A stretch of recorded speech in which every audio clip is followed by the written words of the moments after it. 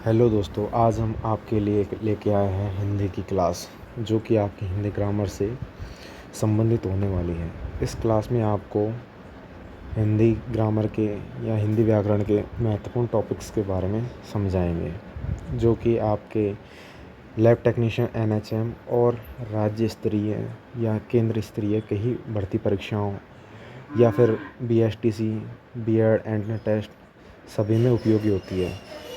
तो दोस्तों, आप सभी को हम बताना चाहेंगे कि आपकी अब से रेगुलर क्लासेज होंगी हिंदी और इंग्लिश की। जिस भी स्टूडेंट को कोई भी टॉपिक चाहिए वो हमें कमेंट करके ज़रूर बता सकता है। तो चलिए दोस्तों, चलते हैं अपने टॉपिक पे। शुरू करते हैं अपना टॉपिक, जो कि होने वाला है आपका हिंदी व्याकरण का। हिंदी व्याकरण में सबसे पहला टॉपिक आज हम शुरू करने वाले हैं संज्ञा। दोस्तों, आप जानते हैं कि संज्ञा नाम बहुत छोटा है, लेकिन फिर भी इसमें डीपली पढ़ने पर बहुत सारी प्रॉब्लम फेस करनी पड़ती है। तो आज हम उन्हीं प्रॉब्लम्स को दूर करने का प्रयास करेंगे। तो चलिए दोस्तों, चलते हैं अपने टॉपिक पे। दोस्तों, अपना टॉपिक रहने वाला है संज्ञा। संज्ञा को अपन इंग्लिश में बोलते हैं नाउन। क्या? Noun, NOUN, noun. संज्ञा को अपन नाउन के नाम से जानते हैं, जो कि अपने इंग्लिश में लिखा जाता है। संज्ञा की परिभाषा यानी डेफिनेशन क्या होती है, सबसे पहले इसके बारे में समझेंगे। तो दोस्तों, संज्ञा की परिभाषा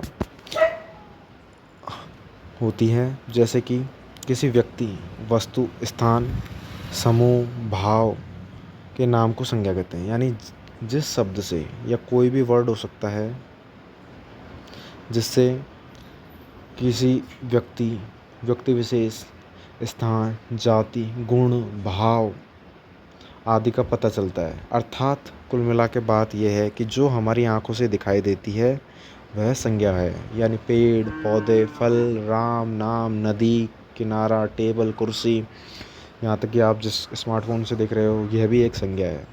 तो जो भी हमें हमारी आंखों से दिखाई देती है वह एक प्रकार की संज्ञा होती है।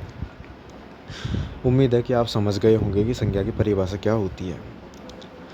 फिर दोबारा रिपीट करता हूँ आप सभी के लिए कि जिस शब्द से किसी व्यक्ति, भाव, गुण, समूह, स्थान, नाम आदि का पता चलता है उसे संज्ञा कहते हैं। संज्ञा, अब इसके हम प्रकार के बारे में समझेंगे। संज्ञा मेनली मुख्य रूप से 3 प्रकार की होती है, जिनमें सबसे पहली संज्ञा आती है व्यक्तिवाचक, जातिवाचक और भाववाचक। मुख्य रूप से संज्ञाएं 3 प्रकार की होती हैं। उसके अलावा संज्ञा के 2 और अन्य प्रकार भी होते हैं। तो सबसे पहले हम संज्ञा के प्रकार के बारे में देख लेंगे।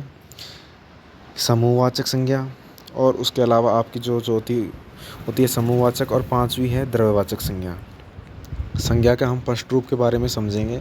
संज्ञा का फर्स्ट रूप हम जानते हैं कि व्यक्तिवाचक संज्ञा। व्यक्तिवाचक नाम से ही समझ में आ रहा है कि जैसे रमन, अमिताभ, सुरेश, सीता, गांधी जी, नेहरू जी, राधा, कृष्ण आदि सभी जो भी नाम हमें व्यक्ति विशेष का बोध कराते हैं वह व्यक्तिवाचक संज्ञा के अंतर्गत आते हैं। यह व्यक्तिवाचक संज्ञा के उदाहरण हैं। इनसे हम समझ सकते हैं कि व्यक्तिवाचक संज्ञा क्या होती है। उसके बाद में उदाहरण के बाद में हम डेफिनेशन के बारे में समझेंगे। अगली जो आपकी संज्ञा होने वाली है जो है आपकी जातिवाचक संज्ञा। जातिवाचक जैसे किसी जाति का बोध होता है, जैसे लड़का, लड़की, कुत्ता, बिल्ली, किताब, यानी वो एक प्रकार की जाति है। जैसे पशु प्रजाति के अंतर्गत आ गए।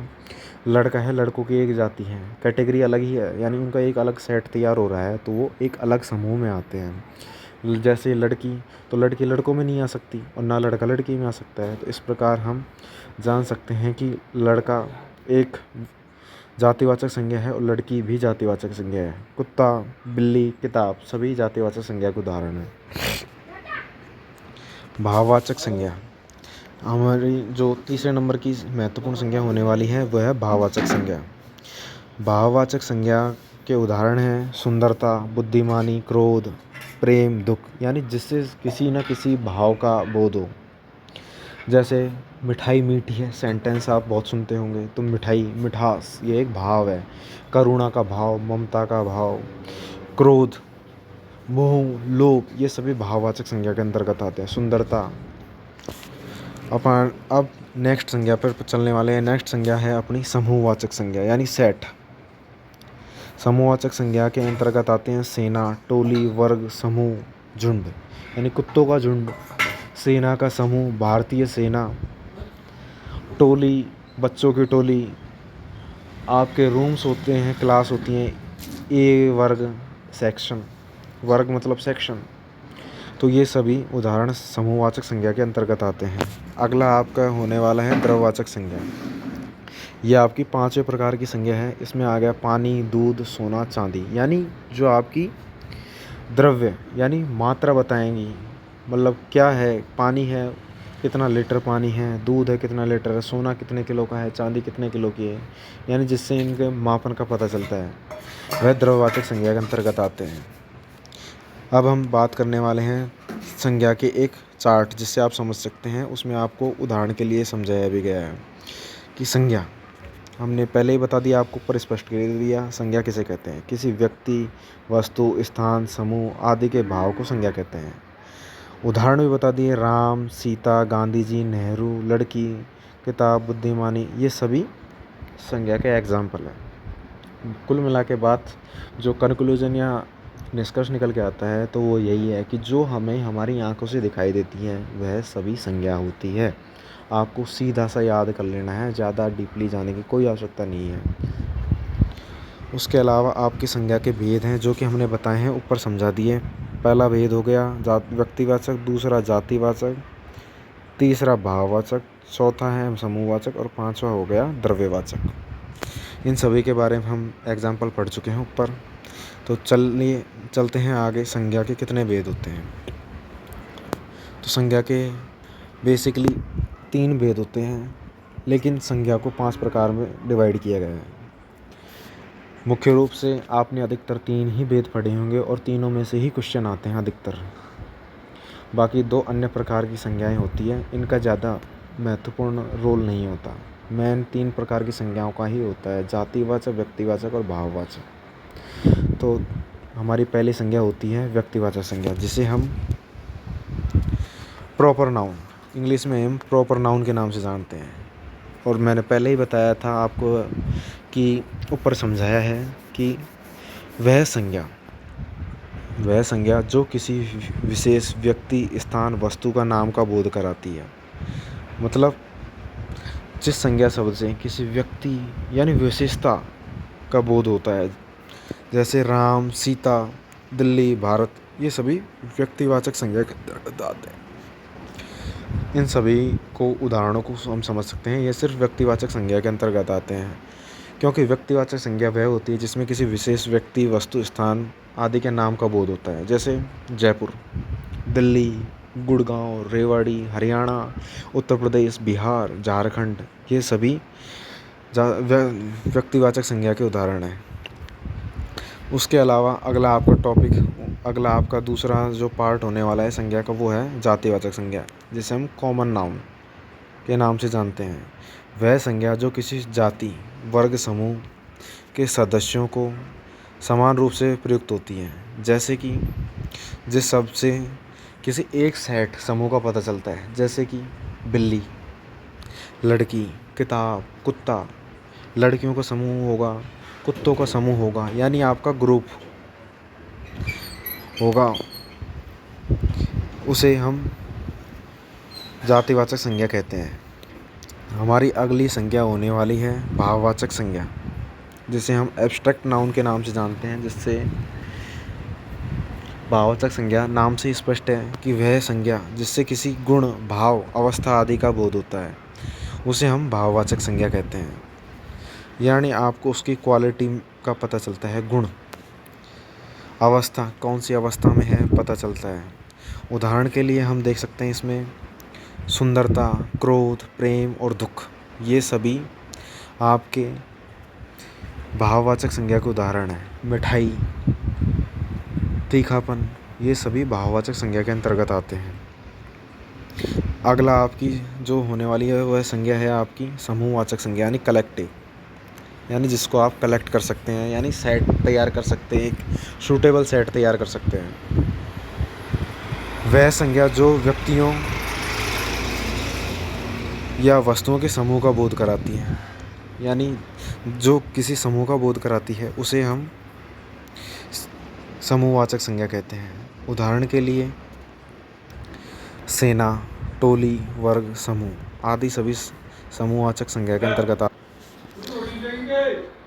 वस्तुओं के समूह का बोध होता है इससे, इसलिए इसे समूहवाचक संज्ञा कहते हैं। नाम से ही स्पष्ट हो रहा है, संज्ञा में ज़्यादा कन्फ्यूज़ होने की आवश्यकता नहीं है आपको। बस इनकी डेफिनेशन और इनके एग्जाम्पल से समझ लीजिए, आपके सारे टॉपिक क्लियर हो जाएंगे। संज्ञा पूरा टॉपिक गारंटी के साथ बोलता हूँ, इस वीडियो को देखने के बाद में आपको कोई कन्फ्यूजन नहीं रहेगा संज्ञा के बारे में। और फिर भी कोई डाउट है तो कमेंट में मुझे ज़रूर बताना, मैं आपकी हर प्रॉब्लम को सॉल्व करने का प्रयास करूँगा। और टॉपिक्स भेजें हमें हमारे इंस्टाग्राम पेज पे, आप DM करके टॉपिक भेज सकते हैं जिस भी टॉपिक पर आपको वीडियो चाहिए या फिर कोई डाउट है तो हमें बता सकते हैं। तो चलते हैं हमारे लास्ट पार्ट की तरफ। संज्ञा का जो रहने वाला है वो है द्रव्यवाचक संज्ञा यानी मटेरियल, द्रव्य। आपने विज्ञान में बहुत बार सुना होगा द्रव्य यानी मैटर यानी पदार्थ, कुल मिला के सीधी बात ये है। वह संज्ञा जो किसी द्रव्य पदार्थ का बोध कराती है, जिसे जैसे कि मापतोल, किसी भी जैसे 1 किलो दूध, 1 लीटर दूध, 1 किलो आटा, सोना, चांदी, मिठाई 1 किलो, कुछ भी कितनी भी मात्रा में हो सकता है, जिससे पदार्थ की मात्रा का पता चलता है कि वह कितनी क्वांटिटी है उस पदार्थ में, उसे हम द्रव्यवाचक संज्ञा में समझ सकते हैं। द्रव्यवाचक संज्ञा के एग्जाम्पल पानी, दूध, सोना, चांदी, ये सभी द्रव्यवाचक संज्ञा के एग्जाम्पल हैं। दोस्तों, उम्मीद है कि आप सभी को द्रव्यवाचक संज्ञा भी समझ आ गई होगी। फिर से रिपीट कर देता हूँ आप सभी के लिए कि वह संज्ञा जो किसी द्रव्य पदार्थ का बोध कराती है उसे हम द्रव्यवाचक संज्ञा कहते हैं। जैसे किसी पदार्थ का मापना, तोलना, गिनना, 5 पेन हैं, 10 कॉपी हैं, 5 कमरों में 10 मिठाइयाँ रखी हुई हैं, ये सभी आपकी मटेरियल नाउन यानी द्रव्यवाचक संज्ञा के अंतर्गत आते हैं। उम्मीद है कि दोस्तों आप सभी को हमारा वीडियो पसंद आया होगा। हमारे वीडियो को आप लाइक करें, शेयर करें और सभी साथियों तक पहुंचाएं। चैनल को सब्सक्राइब ज़रूर करें, हमें भी आप के वीडियो बनाने में बहुत मेहनत लगती है, थोड़ा सपोर्ट करें गाइज़। अगर कोई भी आपको इसमें टॉपिक में कुछ भी समझ नहीं आता है तो हमें मैसेज करके या कमेंट बॉक्स में ज़रूर लिखें, हम उस समस्या को सॉल्व करने का पूरा प्रयास करेंगे। आपकी हिंदी और अंग्रेज़ी की क्लास रेगुलर चलाई जाएंगी।